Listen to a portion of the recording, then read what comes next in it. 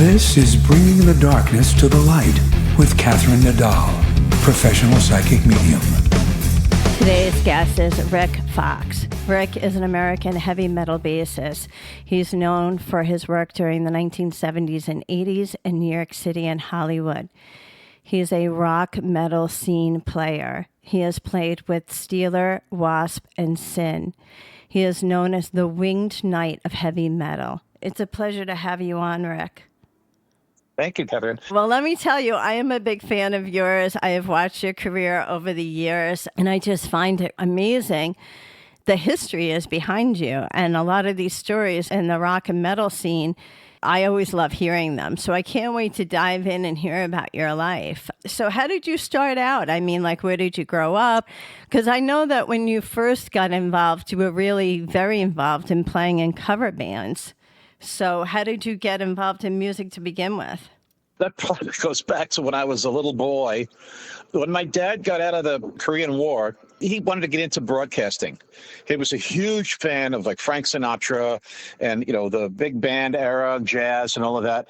And he wanted to have a radio show. So when he was at CBS, Columbia Broadcasting School in New York, he said, the way he told me, they were just about ready to graduate. He says, and somebody from one of the stations, whatever, came into the classroom and said, excuse me, I don't want to disturb your class, but who wants to start now?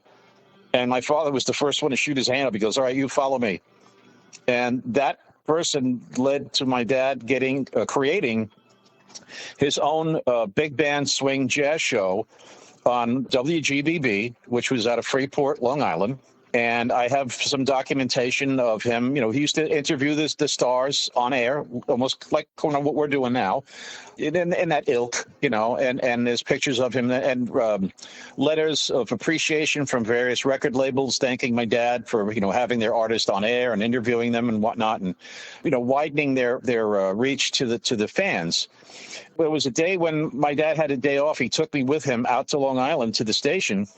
And I do remember seeing that institutional mint green color on the walls that you see in hospitals and whatnot and industrial buildings. I remember seeing the glass window where the engineer sat on the other side. He had his turntables and his whole area set up. He was doing something he had to do for, to prep for when he was back on the air. And after which we went down the street to, they used to have ice cream parlors back then, in late 50s, early 60s. We went for chocolate egg creams, which was like, anybody from New York knows what a chocolate egg cream is. And that's what we used to do. My dad used to take me out for chocolate egg creams. But circling back, that's my first kind of exposure to it, because my dad used to play that kind of music around the house, big band, swing, jazz, like I said, Sinatra, that kind of stuff. I guess it was in the blood because, and here's a trivia data point. My dad told me his engineer, the guy sat on the other side of the glass and ran the board, was George Savalas. Now, that to New York people especially, they would know the name Savalas. There used to be a show in the 70s called Kojak with the actor Telly Savalas. George Savalas was Telly's brother. You could see George in the Clint Eastwood film Kelly's Heroes. And so George was my dad's engineer. And he said on occasion, Telly would come in and help him co-engineer my dad's show. So that's kind of like an interesting dot connection, on top of which my dad told me when he was still alive, he says, and Telly Savalas is Jennifer Aniston's godfather. I had no idea. And I said, boy, I'd love to meet her sometime just to kind of throw that data point at her and see what her reaction is. And oddly enough, the woman that I married, Tamara McDonald, became my wife, Tara Fox. She looked a little bit like Jennifer Aniston. So there's kind of an interesting tie-in there. So that's kind of how it started. And then it didn't really gestate further until I was getting into my probably like 12 years old. My parents had separated when I was 1. And my mother stayed in Long Island. My father moved back to Greenpoint, Brooklyn, where I grew up, at the place there and our street, North Henry Street. And I started to see the music shows on television, Dick Clark and Hullabaloo and, all the shows that were showcasing up-and-coming bands. They'd mime to the song and play it like that. And I saw Steppenwolf, and I went, oh, my God, something stirred within me. I saw the bass player, Nick St. Nicholas, in his buckskin fringe jacket and his, just had this cool demeanor and the way he played the bass. And I went, that's it. That resonated with me. I said, I want to do what that guy's doing. I want to be like him. Well, that's fascinating, though. You know, when you mentioned seeing Steppenwolf, you're young, so you're 12. When was the first time you actually like said, okay, I want to hold a guitar in my hand, or I really think I want to start to learn to play? That happened. I would go out to visitations to my mother. She was about out on Long Island. My dad was working at one point, one of his jobs. He was at Kennedy Airport. He was a ticket agent at the counter at Kennedy Airport. So he would bring me in early in the morning. I'd sit there for hours and just gorge on watching the planes take off and land. And I got that from him because he was in the Navy on the aircraft carrier, on the Bonhomme Richard. So naval aviation, it was in our blood. So I would sit there and I'd wait until it was daylight, and my mother would come pick me up at the halfway point, and she'd take me out to Long Island. Now, at this point, she was already involved with some other guy that she eventually married and had 3 more kids. This guy, John Knox, he had a partner named Dean, and they both had 2 clubs out on Long Island. One was Timothy Tubbs Loaf and Tankard, and a lot of clubs had those English-themed names to them. And the other one was Dean's College Inn. And Dean and John also co-managed 2 rock bands that were coming up, in the college era at that time. One was Liquid Smoke, who had an album out on Avco Embassy, and the other was Unspoken Word on Atlantic, Atco. And I had been able to listen to their albums, this is like while I was 13, 14. I'd go visit my mother. She had a huge, huge music collection. So that's when I started to expand on everything else that she had in her collection. Tommy James, The Doors, the music of these bands still spoke to me in that genre. John saw that I was fascinated at wanting to be a musician and being a bass player, and he asked me questions about it and whatnot. John took me out to Sam Ash Music. The main store was out there in Hempstead, Long Island. And he says to the guy in the store, he wants to start out, wants to be a bass player. So let's show us some of your what have you got there? And I remember Nick St. Nicholas playing a Rickenbacker bass. And I saw one up on the shelf, and I pointed to it. I said, that's the one right there. And John goes, well, ask the guy, how much is that? And I mean, even back in 68, 69, they were expensive then too, I guess. A little too much out of his budget. He says, hey, have you got anything laying around maybe downstairs, for a starter, for just somebody starting out? And the guy went around, rummaged around, and came back with, I think it was a Kent bass. And it had black vinyl wound strings on it, like a reddish sunburst color to it. And I guess that was the bass he bought me. He bought me my first bass. I was 13. I had no idea how to play it. I didn't even know the difference between vinyl wound strings and steel wound or nickel wound strings. I couldn't tell you a note from a note A, G, F, whatever. I knew nothing about the neck. Back in Brooklyn, we didn't really have a budget for me to go learn how to play guitar or music.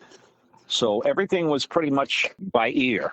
I have self-taught or whatever I learned when I got older, playing with guitar players who had the patience to show me what the neck consisted of and the notes and such chords and things like that.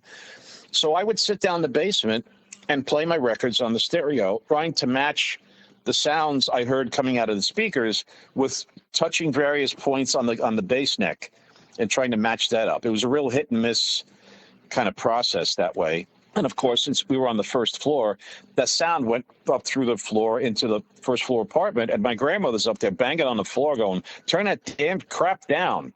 So it was daunting and frustrating in the face of adversity for my grandmother trying to learn how to be a musician. But that's pretty much, how it started as far as getting my hands on my first instrument. So when did you actually get yourself to the point that you felt like you could join a band? Well, I was still in high school. At 17, I wound up meeting the Criscola family, which moved into an apartment around the corner from me. And that's how I met Peter Chris's family, the Criscola family. And I started dating one of the sisters, Joanne, and my friend John Alton, who lived across the park from me in Greenpoint. I introduced him to the younger sister, Donna. So the 4 of us were always hanging out together like that. And then, they told me that, their big brother was a rock star, and Peter had just come out of the band Chelsea, who had just released an album, and then after that they broke up.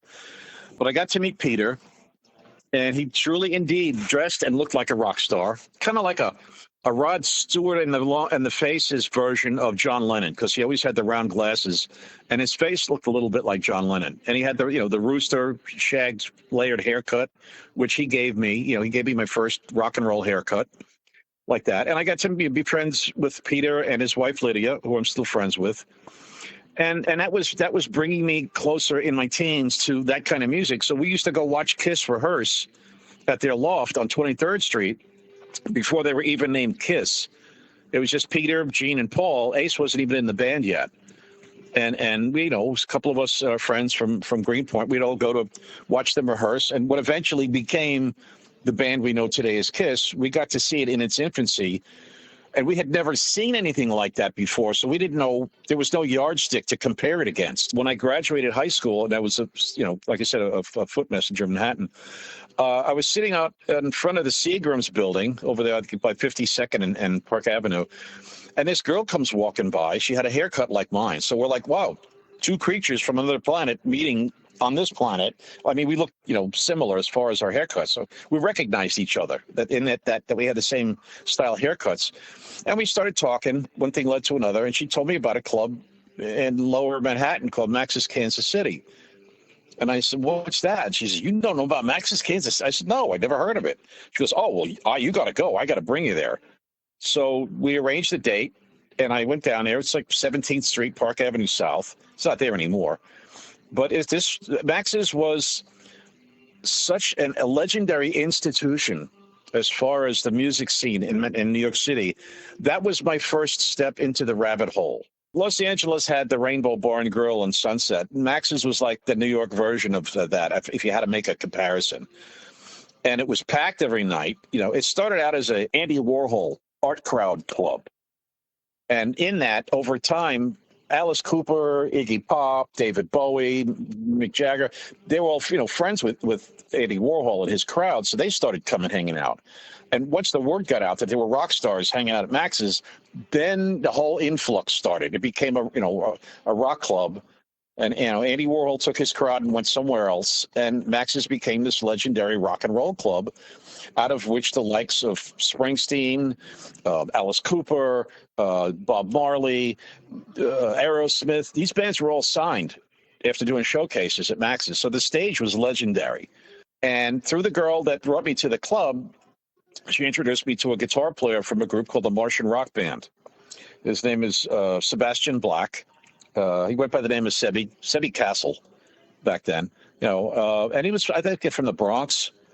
And he and I immediately locked because we both had a love and passion for science fiction, not so much horror, but science fiction movies from the 60s, 50s and 60s, things like that. And we hit it off immediately. And so he says, what do you do? And I said, I play bass. He goes, oh, he goes, you got a really good look. He goes, maybe, you'd like to come and try out for us. He says, well, we're playing a gig at such and such date and time. Come and see us for play and let you know what you think. So I went to see them, and they were like, they were nothing to write home about, but they were a cool band. Nothing visual yet, nothing showy, nothing outstanding, like that. And so I got to talking with him, and I said, I'm not really that great as a bass player, I have to admit, before we get any further. I said, I'm still kind of learning. He goes, yeah, but you know what? He goes, you bring something to the table that nobody else in the band has, and that's what I want. So that eventually, later in life, became known to me as the it factor.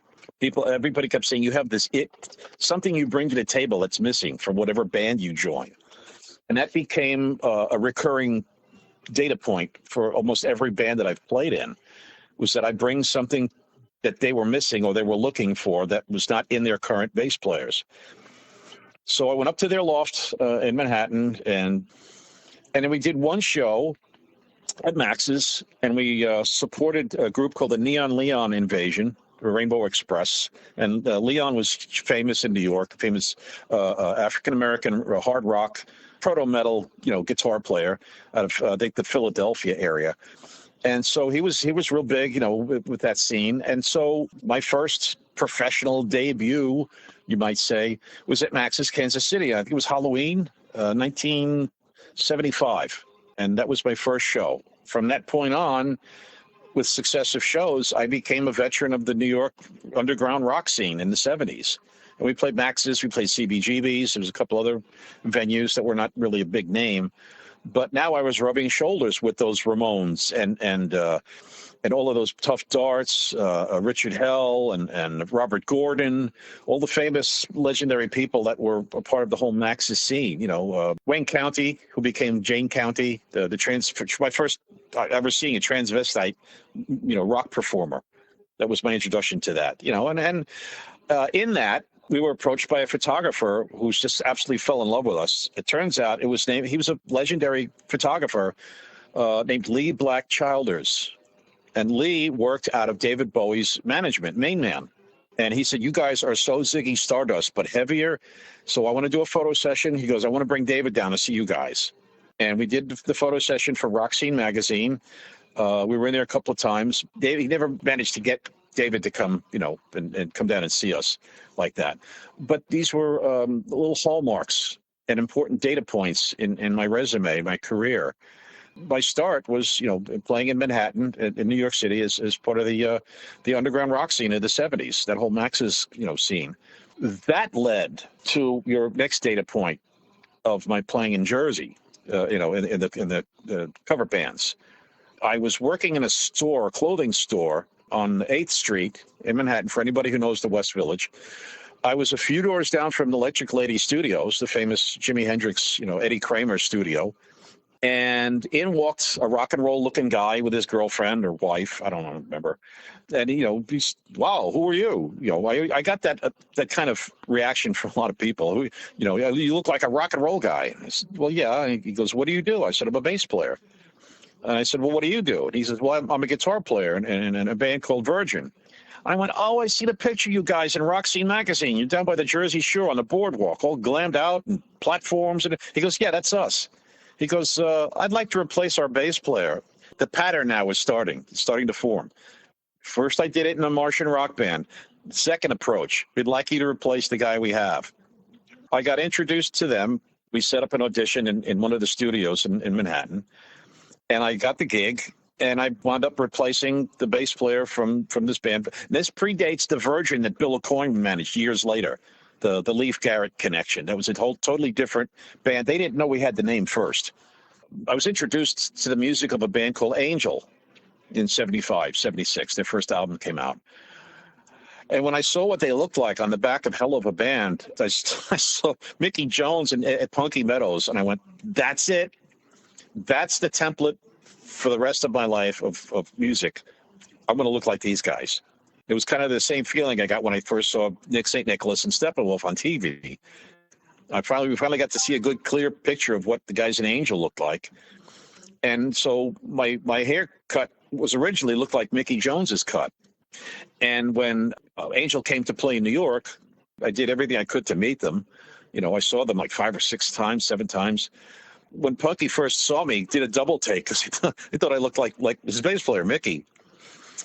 And when Mickey got fired from Angel, I was friends with J.R. Smalling in the Kiss universe. Everybody knows J.R. was the announcer on the Kiss Alive album. You wanted the best, you got the best. The hottest band, Kiss. That was J.R. And J.R. hung out at some of the same clubs I hung out at. And when we saw each other, he did a double take, and he goes, yeah, you kind of do resemble Mickey a little bit. He goes, let me make some phone calls. And he was calling the West Coast he was working out of Lieber Krebs's office, Aerosmith and Ted Nugent's management. And he was trying to get me an audition for Angel out on the West Coast, not knowing in the meanwhile that they had already been working with Felix Robinson because, he was closer and it was local and they had the same manager, tour manager. I didn't get the gig with Angel. Although my name they told me my name came up many times when they were looking for bass players. In 1977, since we were changing members a few times, I said, why don't we just start with a new name? And that's when I came up with the name Sin.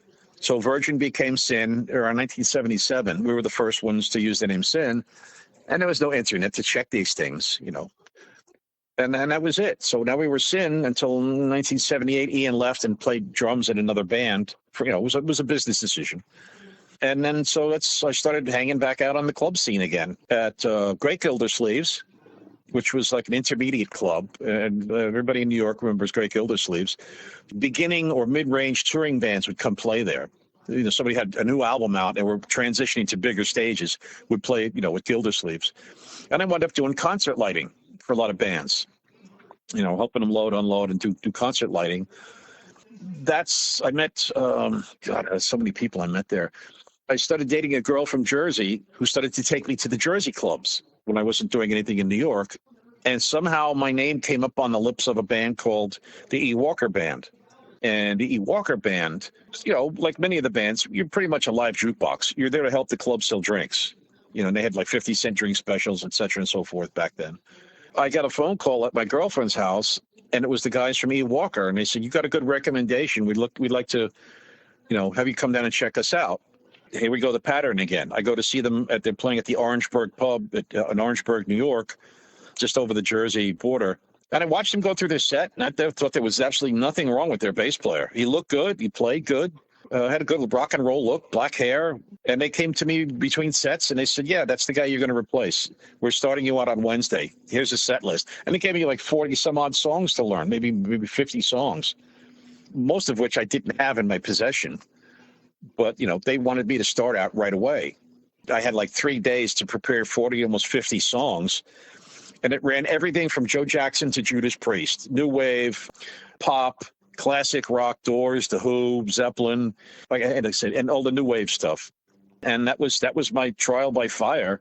We started out at a club in Jersey, in Wayne, New Jersey. It was called Mother's. So absolutely a gigantic club, several stages. I was dressed all in white, like Angel. Nobody knew it was coming. The bass player didn't even know it was coming. I walked in at sound check, and they saw me walk in, and they went right over to the bass player and said, "You're fired. Goodbye." Just like that. He didn't even know it was coming.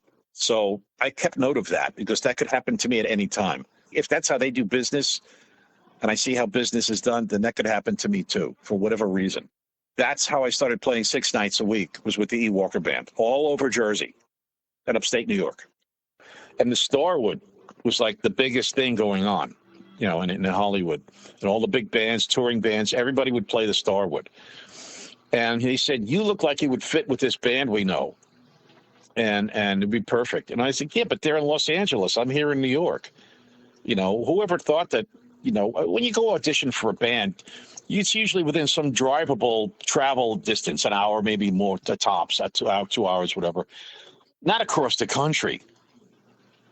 And they said, "Is there a way we can hand your information off to the band leader?" And I said, "Yeah, here." I took a picture out of my bag. I had me playing in one of the Jersey bands, on stage, in the whole spandex thing, and a phone number. And I thought they were going to come over my apartment in Jersey afterwards at the end of the day, and I could show them my pictures from my Kiss collection, pictures I took of Kiss, playing in the clubs back in the early days. And I never heard from them again. And then about maybe 3 weeks later, I get a phone call, and it's this guy, Blackie Lawless, who was also an ex-New Yorker. I come to find out. He apparently played the same scene I did, but I never saw him. I never heard of him. I never saw him playing in any of the clubs, but he apparently was part of the New York rock scene. There was a picture of him in Rock Scene magazine. And then when it turns out he filled in the very last 2 live shows of the New York Dolls on the Red Patent Leather tour when Johnny Thunders had too much heroin in him and he couldn't play. So I don't know. I don't remember the connection, how Blackie hooked up with them, but he filled in for Johnny Thunders, and then that was it. And he wound up staying in Los Angeles. And then when Arthur Kane left the Dolls, he formed Killer Kane with Arthur. And they played the scene for a little bit, and then they broke up. And then Blackie started to, he saw what he had to work with. He's a pretty resourceful guy. And he started putting together his own projects, one of which was a band called Circus Circus. Another one was called Sister. And he was playing a lot with a lot of the shocking imagery that we grew up with. He wasn't too far off from my age. He's a little older than I am. But, Alice Cooper, that whole shock rock kind of thing, that was Alice was big for. Blackie was trying to come up with his own ideas of how to, do shocking things on stage. And some of the stuff was really off the wall for what he was doing at the time. But we talked, And he was trying to convince me he said, you got a high recommendation from these kids. They said you'd be perfect for my band. So let's try this. We'll fly you out to Los Angeles, try out for the band. If it works, fine. We'll take it from there. If it doesn't, we'll fly you back. All right, I'm not really going to lose much, so okay. So he scrapped together the money. I don't remember where because he was broke. Maybe borrowed the money. They flew me out to Los Angeles. This was February 4th, 1982.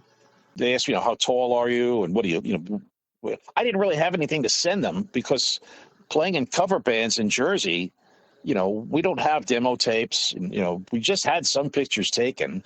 I think I may have Xeroxed something and sent it to him, and some ads from the Aquarian newspaper that showed we were playing in clubs. The last band it was called Aggressor, which had a guitar player that was one of the guitar players that Mike Varney's Shrapnel label was showcasing. He had a series called U.S. Metal, and he was showcasing all these up-and-coming hot pistolero guitar players, who are all famous now. Dave Ferrara was the guitar player that I hooked up. So that's who I was playing with, before I left Jersey. And so they flew me out to L.A. I met them at the airport.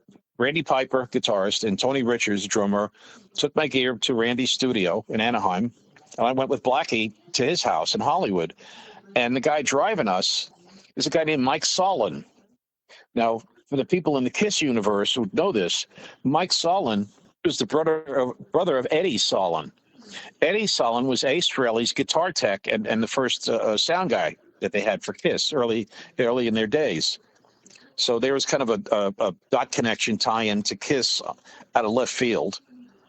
And then so Mike would drive us around because Blackie's car wasn't working and he didn't have the money to get it fixed. That's kind of how we got around to some of the clubs. I had a couple of days to let the jet lag wear off. Blackie took me to the Troubadour. He told me about the Starwood, which had just closed right before I got to L.A. He said it got closed down and shut down, and that's it. It's no more. But he took me to the Troubadour, and I first met Kevin DeBruno from Quiet Riot. Kevin told me, he was the first one to warn me, watch your back. Everybody's out to stab it. Don't trust anyone. Good luck with Blackie, because Blackie already had a name and a reputation at this point in Hollywood. And then, some of the guys I think from Motley Crue were hanging out there. David Lee Roth was hanging out there. And I had just seen Van Halen play at the Palladium in New York around 1978. And so, here's David Lee Roth, like right there in front of your naked, steaming eyes in the flesh, just hanging out with everybody at the Troubadour. So I got my first taste of that. And then Blackie goes, well, let's go up to the Rainbow. So he took me up to the Rainbow. I walked in the door, and Punky Meadows is standing right there with Michael Diamond from Legs Diamond, another very attractive bass player on the Hollywood scene in the bands. And Bruce Kulick was there. And so Punky goes, hey, what are you doing out here on the West Coast? Because, so hanging out with them when they come to New York, he knew me back in New York. And I said, I'm out here to try out for Blackie's band. And they're like, oh, okay, well, good luck with that, whatever that meant. And so we sat down, we got a table. I don't know, 15 minutes later, who comes sauntering in, walking down the aisle like he owned the place was David Lee Roth with that, inevitable grin that he always had. Look at all the people here tonight, the whole thing. Then he sits down with us at our table. And it's like one of those Kodak moments, those pitch me moments. Like, this isn't happening. David frickin' Lee Roth is sitting at the table with me. This is like, how far down the rabbit hole have I actually tumbled? And so that was my first taste of L.A. A few days later, we got down to business, and they got down to Randy Piper's studio. They had 5 songs complete, and I said, sit down and watch. We're going to go through the songs a couple of times. And that's what I did. I sat down, and they played 5 songs. And they said, all right, come on up. And I plugged in. They had some loaner gear. I plugged in. And the songs were not really that difficult. It was pretty easy stuff. It's 5 of the songs that are on the first album. They couldn't make up their mind like the first night. So we took a night off. And next night again on the 8th, February 8th, we did it again. And by the end of the night, Blackie says, you got the gig. You're in a band. And that's how I got the gig. At this point, the band was called Sister. They dropped using Circus Circus because the hotel in Vegas got in touch with them and said, you can't use that name, that we own that. So the band was called Sister, and that was that. During the course of my time in the band, now I'm staying at Blackie's house now. He's got this little rental cottage in Hollywood. And he says, well, now that we've got a new band together, I got to start from scratch. I don't know what I'm going to call it. I don't know what we're going to look like. That's not important right now. We just need to just get tight and work on the songs. And I started writing a sixth song with them called Master Disaster. And so now we had 6 songs we were rehearsing. While I was at his place there, I would occasionally get a phone call from somebody back, on the East Coast. And as the story goes, I'm outside on the phone on a really long extension, walking around under the giant avocado tree. So I'm kicking the leaves over as I'm walking around, and I saw, just an instinctive reaction. I saw yellow and black, and I stepped on it real quick. I kicked over the leaf, and it was like a hornet, and the stinger was moving. It wasn't completely squashed. It was still alive, but just the motion of it with the tail moving like that reminded me of the old Green Hornet TV series that ran opposite Batman. And it kind of looked like that, the way it was curled. So I go back in the house. Blackie's watching the Yankees game on TV. I said, you know how you were looking for a new band name? He says, yeah. I said, I got one. He says, what is it? And I said, WASP. He looks at me, he goes, WASP? I said, yeah, I just stepped on a yellow jacket or a hornet or something outside, and I thought, WASP. And I told him the story, and I said, remember Green Hornet, the logo with the hornet with the tail? And he's, yeah. I said, that's what popped in my head. He looked at the ceiling like he was thinking, and he goes, that's a good idea. He goes, keep thinking like that. And he went back to watching the Yankees game. Nothing was said. 2 days later, 3 days, the next rehearsal, at the end of rehearsal, he gathers me and Tony and Randy, and he says, we got a new band name. Tony goes, what's that? And he goes, WASP. And I looked at him, I went, oh, so you like the name? And he looked at me, he kind of half smiled. And Randy says, he goes, well, I wanted to call the band Hellion, because that's what they call bad kids in Texas, little hellions. And I said, I think there already is a band in Hollywood using that name. And so Tony immediately, his demeanor, he goes, who names a band after a bug? And I said, I don't know, the Beatles, Scorpions, like that. And that was it. Blackie goes, that's the name of the band. That's how the name WASP was born. He will not tell you that. He will not admit to that. He will change the subject. It's been a huge controversy since that moment on. And people have asked him, where did the name come from? And what does it mean? He says, it means we ain't sure, pal, meaning WASP. But that's how the name was born. We were called WASP at that point. Blackie reached out to a photographer who shot a lot of bands in the Hollywood scene, Don Atkins. I said, Don, we got a band. Don, I have the testimony in writing from Don saying this. He says, Blackie calls, says, I got a band. I got a new bass player. Let's go do a photo session. We went to Don's parents' house in Whittier, I think it was, in front of a blue tarp backdrop, and we took a whole bunch of pictures, and then he printed them, and so now we kind of could see what we would kind of look like. And Blackie and Tony and Randy looked pretty rugged in the pictures. I, of course, was all kind of angel, punky meadowed out in my look, which kind of didn't, I wouldn't say it clashed with their look, but it sure didn't look like a bunch of criminals in the picture. But so we had the pictures, and we had a band name, and so we started to record. And Randy pulled out his reel-to-reel tape recorder, and it was live in the room, live recording, no overdubs, anything like that. And we recorded the 6 songs, which then Blackie had transferred to cassettes. Now we had a demo tape. And so now we had a tape, we had songs, we have a picture, we have a band name. Things are starting to come together. And I had friends in the record industry from New York, one of which worked at A&M Records, Hernando Cartwright. And when Hernando came out to L.A., I told him before I was leaving, I said, I got a call from this guy named Blackie. He goes, I know who he is. He goes, go check it out. He goes, maybe it'll work for you. Like that, and then he made me a copy of the first Motley Crue EP. So I knew their whole EP before I even left New York. I'm thinking, if this is any indication where music's going, I want to be a part of it. So Hernando made a day, and we came down with the tape at A&M Studios in La Brea, the old Charlie Chaplin stage. We played him the demo, And he liked it. He goes, yeah, but I don't really hear anything radio stuff here. He goes, I like it because it's heavy, but I don't hear anything we can put on the radio yet. So Blackie was pretty disappointed about that. This is like, I want to say, that was in February, March, April, probably about the end of April. By the end of May, the last week or so, he stopped talking to me. And I don't know what happened. It was just like there's no communication between Blackie and I. And I'm staying at his house, so this is really awkward. He's like not talking to me. And I don't know why. And he finally sits me down after a couple of days. He goes, we got to talk. I said, what's up? He said, it's not working out. Tony's not happy. Brandy's not happy. I said, what about the tape? Everybody was happy with the tape. He goes, well, that notwithstanding. He goes, I don't know. Maybe it's a chemistry thing. I don't know. It's just not working out. And so you're out of the band. Just like that. And he says, you are to surrender all your copies of the band pictures with you in them. I was like, why? He says, well, they're my pictures. I paid for them. So you're not to own any copies of the pictures of the band. So he knew what he was doing. Without being able to prove that I played with these guys, he was removing that. That's intent right there. And so when he left the house, I took the negatives up to Sunset Boulevard, got a whole bunch of more printed. When he came back, he saw the negatives were gone, and he was furious, absolutely furious. And luckily, I had stashed some pictures where he wouldn't find them, which are the pictures that we all see now that have been on the internet for a couple of decades. And that has been a big thorn in his side because it's how does he explain that when everybody believes that WASP started with Chris Holmes, which was after I left? Blackie's backpedal to that was, well, we just took pictures just to see what we would look like. I mean, seriously, that's the way you could contact a photographer and book a photo session just to see what the band looks like?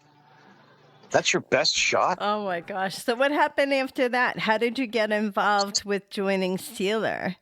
Ron answered my ad, and he said, people, I mentioned, you asked about you, and he said, yeah, this guy Rik Fox looks like a rock star, all right. He's not in any band. He might be a poser. I don't know. He says, well, he's advertising as a bass player, so, And meanwhile, I had been jamming with I jammed with Hellion a couple of times. Nothing really came out of that. I mean, I got to just jam with them like that, looking for gigs. I had played for a couple of months with a band called Warlord, who were not planning on doing any live shows. They just wanted to be a recording project. And I didn't know that until several months into it, where they told me, no, we're not playing live. We're just going to be a recording. Well, you should have told me that when I joined. I'm a live player, like that. So I walked out of Warlord. That's when I put that ad in, and Ron called me. Meanwhile, I'm building my chops. I had auditioned for the Greg Leon Invasion. I had auditioned for Stephen Pearcy's band, Rat, in a garage in Culver City. But, nothing yet. And so Ron called me. So I went to meet with Ron, and I walk into what we affectionately called the Steeler Mansion. And the reason we call it that is because it was anything but. It was like 3 gutted storefronts full of roaches. If you're going to start someplace, that's the place to start. That's the paying your dues location. Because, like I said, it was full of roaches, 3 storefronts, paint peeling off the wall. Just the beams, the supporting walls were the only things holding this all up. And it was a rehearsal room, a main room, another room off to the side, and another room off to the other side. That was it. Ron and I sat down. I said, I just saw you guys at the Roxy. Where's all the gear? He says, well, I fired the band. And with the band went the truck, the gear, the lights, everything. And so it took a big leap of faith. He says, well, I saw what I'm up against, and I need to start over. And your name was thrown in a hat, and so I heard about you, and I wanted to see what you're made of. So he said, no promises. Take the tape. He had some songs on the tape demo. He said, take the songs and learn them and come back, and we'll see what happens from there. No promises. I said, that's fair enough. I found out much later that his first original lineup of Steeler had done a showcase for every label in town, and they all walked out. So that was one of the driving points about why Ron felt he had to, start over with guys that looked like they were already seasoned players. So again, that's the pattern of me replacing bass players. It's looking back, I'm starting to see the pattern. I'm bringing something to the table that was missing, that they were looking for. And I learned the songs. I went back, and Ron and I just sat there one-on-one in this empty rehearsal room on the drum riser, and we just went over the songs until we had them down, and he was happy with them. And then the drummer came back from Texas, Mark Edwards, and then got his drums out of storage, and we started rehearsing 3-piece. until we were so tight you couldn't slip a piece of paper in between us. And I learned a lot from playing with Mark Edwards. I credit him with teaching me a lot about the intricate complexities that are necessary in the rhythm section between a drummer and a bass player. I like to say we were so in the pocket, you wouldn't know your change was missing. You're so funny. Wow, you have had really seriously an amazing life, amazing stories, amazing music career. I wanted to make sure that the audience is aware that museumsecrets.tv, which was featured on the History Channel in 2013, actually highlighted you for not just your music work, but the fact that you are the winged Hussar. Hussar. Yeah. So I want to make sure that we just mention that. The hard rock thing was going out. Seattle, that whole Portland scene was coming in, and I didn't want to go there. And in getting out, I started working in the film industry. I got exposed to the Renaissance fair scene. I wound up starting out like everybody does as a pirate. Pirate is easy, and it's the most accessible way to do living history is what it's called. I absorbed myself into these various pirate groups. I was having fun. I was Mr. Swashbuckler. I looked like D'Artagnan. I just started doing living history. And then I said to my dad, what was going on in Poland at this time? My dad then educated me about the history of Poland at the 16th, 17th century. And he said, we have ancestry that goes back into that stuff. And our family coat of arms, and it's tied into one of the biggest well-known legendary knights of Poland. And then he showed me a picture of a winged hussar in a Polish history book. He says that coat of arms was amongst the knights who charged with Sobieski at Vienna. That really started to tie in. And I had gone to Singapore as part of a Renaissance, a late medieval period combat group.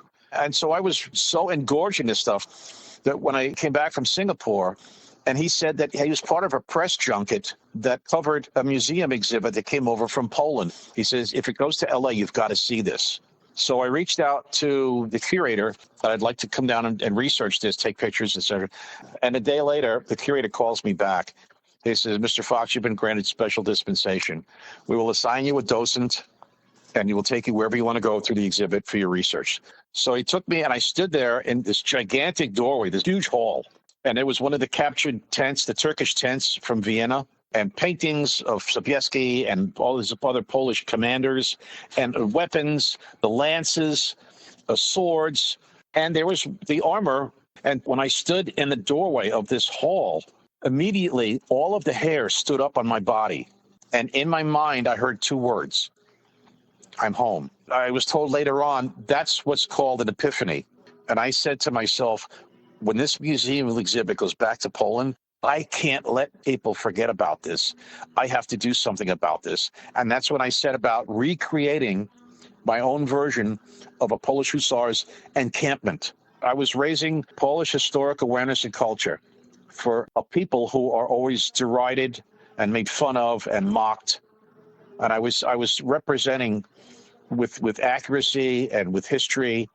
The president of the Polish Film Festival in Los Angeles, Władek Juszkiewicz, saw what I was doing. One of the biggest films in Polish history that had winged hussars and had just come out, called With Fire and Sword. And they gave me a copy of the movie on VHS. Now I had things to work with, sources to work with, to try and create what I was doing and present it to the Renaissance Fair circuit. And it took everyone by surprise. They were like, what is this? We've never seen anything like this before. And subsequently, we started to become noticed. They had me come and give lectures and presentations, audiovisual, explaining this stuff. I started to really make strides in presenting this to America. Now, to address your point of Museum Secrets, I was called up by this production company out of Toronto, and they said they have this program called Museum Secrets. And they said what they do is they go to museums around the world and they look for the most curious things and source the origins that they want to know more about. They were at the Historical Museum of Art in Moscow. They said, you seem to be like the go-to guy about this. Can we come to you and do a program on this? You give the story. We'll ask the question. You explain, what it is that we were asking about. The director and the producer flew in from Toronto, and I put together a presentation, and it aired in 2013. And it was the first time such a presentation of the Winged Hussars was done in the English language for non-Polish speakers. It ran on BBC, it ran on the Smithsonian Channel, and so I was able to explain what I had researched about the lance and the wings. Wow, this is so incredible. This is truly incredible. I'm so proud of you. I'm so proud that you've been able to capture, the history, and that you've been able to present it to the public like this. It's really incredible. This entire interview has really blown me away. Between the bands that you've been able to be in, between all of your New York City and your music scene experiences and your by chance meeting people. For now, in the present, for me to be able to explain this to the listeners and present this to them, like I said, it's a privilege and an honor to be able to touch people with this. If success is measured by the value you bring to another person's life, if I've brought some value to somebody's life somewhere through what I've done and brought to the table, then I'm happy. I've done my job, and I can take that with me when I go. Absolutely. Well, I know that you have made a huge impact on many people throughout the years already. So I can't thank you enough for being on the show. Can you just plug your social media and your website, or how people can get involved with your music and your story? Yeah, I have a website. It's a little outdated. I haven't been to it in a while.